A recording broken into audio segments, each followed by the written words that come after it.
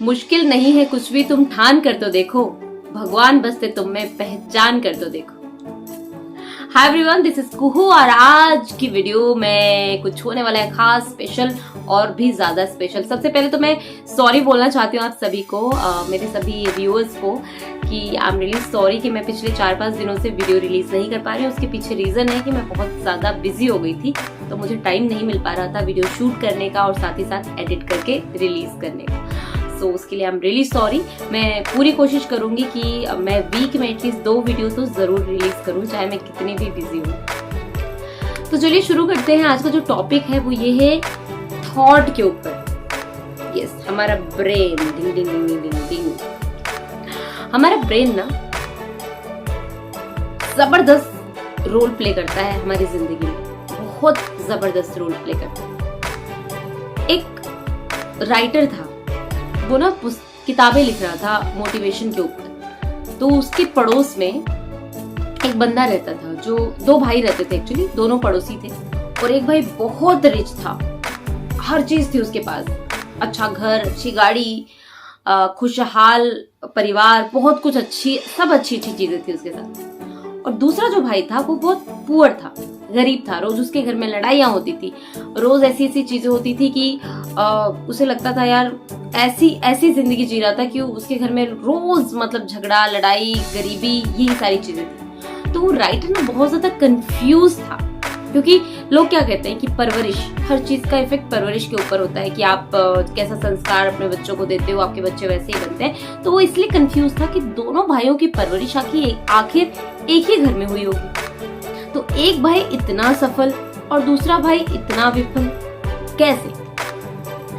तो वो जानना चाह रहा था इस चीज को कि आखिर ये है कैसे। तो उसने क्या किया, वो सबसे पहले गरीब भाई के पास गया, उसके घर गया उससे मिलने, और उसने बोला कि भाई मैं किताब लिख रहा हूँ, एक पुस्तक लिख रहा हूँ, मैं आपका एक्सपीरियंस जानना चाहता हूँ। तो उसने बोला भाई क्या एक्सपीरियंस बताऊँ मैं आपको, जिंदगी बर्बाद हुई पड़ी है, दिन भर पेट भर के ना मैं खा सकता हूँ ना अपने परिवार को खाना खिलाने के लिए मेरे पास इतने पैसे हैं, मैं क्या आपको मैं क्या बताऊं, क्या बोलूं, क्या जानना चाह रहे हो मुझसे? उस राइटर ने कहा कि आपकी ये स्थिति का रीजन क्या है, आप ऐसे क्यों हो, क्यों आप लड़ाई झगड़ा करते रहते हो, क्यों आपके घर में रोज लड़ाई होती, क्यों, इसकी वजह जानना चाह रहा हूं मैं। तो उस बंदे ने जवाब दिया कि भाई जब मैं छोटा था ना, तो मेरे परिवार में मेरे पिताजी मेरी माँ को रोज मारते थे, रोज वो शराब पी के आते थे और मेरी माँ को डेली मारा करते थे। तो जो हम रोज अपनी लाइफ में देखते हैं हम वैसे ही बन जाते हैं, तो मैं भी ऐसा ही बन गया। जो मैं जैसी स्थिति में मेरी परवरिश हुई वैसा ही मेरा विकास हुआ और मैं वैसा ही बन गया। तो राइटर ने कहा बात तो आप बिल्कुल सही कह रहे हैं। इतना कह के वो वहां से चला गया। लेकिन अभी वो कंफ्यूज था कि परवरिश तो एक ही घर में दूसरे भाई की भी हुई है, तो आखिर उसके ऊपर इस चीज का इफेक्ट क्यों नहीं पड़ा। तो वो जानने के लिए वो बड़े भाई के घर गया और बोला कि मैं एक राइटर हूं और मैं आपसे आपकी सफलता का राज जानना चाहता हूं, मैं जानना चाहता हूं कि आप इतने सफल कैसे हैं। तो उस बड़े भाई ने जवाब दिया कि जब मैं छोटा था ना, तो मेरे घर में रोज लड़ाइयां होती थी। मेरे पिताजी बाहर से शराब पीकर आते थे और मेरी मम्मी को, मेरी माँ को मारा करते थे, पीटा करते थे, रोज लड़ाइयां होती थी, कभी पैसों के लिए, कभी किसी चीज के लिए, कभी किसी चीज के लिए। तो मैं उसी समय मैंने अपने दिमाग में डिसाइड कर लिया था कि मुझे एटलीस्ट ऐसी जिंदगी तो नहीं जीनी। इसलिए मैंने खुद को उस परिस्थिति से, उस स्थिति से खुद को निकाला और आज मैं यहाँ पर हूँ। मैंने डिसाइड कर लिया था कि मैं कुछ बड़ा करूंगा। मैंने डिसाइड कर लिया था कि मैं अपने परिवार को कभी किसी चीज की कमी नहीं होने दूंगा। मैंने डिसाइड कर लिया था कि मैं कभी भी अपनी पत्नी के ऊपर हाथ नहीं उठाऊंगा, मैं हमेशा उसकी रिस्पेक्ट करूंगा। मैंने डिसाइड कर लिया था कि मैं अपने बच्चों को कभी किसी चीज की कमी नहीं होने दूंगा। मैंने डिसाइड कर लिया था कि मैं अपने बच्चों को कभी बिना खाए रात को सोने नहीं दूंगा। मैंने डिसाइड कर लिया था कि जो स्थिति मैं झेल रहा हूँ वो अपने परिवार को कभी भी झेलने नहीं दूंगा। इसलिए मैं आज यहाँ पर।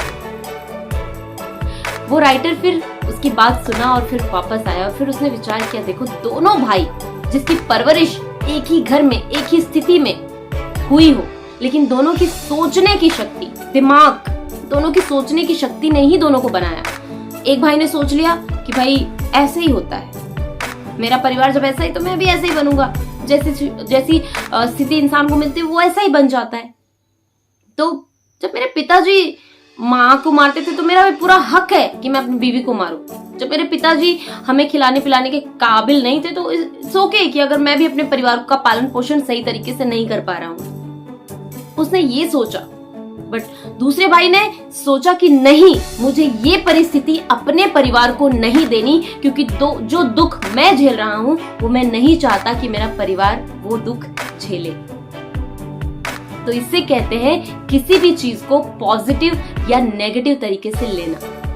हमें भी अपनी स्थिति से, अपनी परिस्थितियों से पॉजिटिव तरीके से चीजों को सोचना, समझना और लेना आना चाहिए। हम भी जब कभी बुरी स्थिति में होते हैं तो हमें बस उस स्थिति को बदलने की कोशिश करनी चाहिए, ना कि ये सोचना चाहिए तो हमारी स्थिति है, हमें ऐसे ही जीना है। तो दो भाई जिनकी परवरिश एक ही स्थिति, एक ही परिस्थिति और एक ही छत के नीचे हुई, लेकिन दोनों की सोच में फर्क होने की वजह से दोनों की स्थिति में फिर जमीन और आसमान का फर्क हो।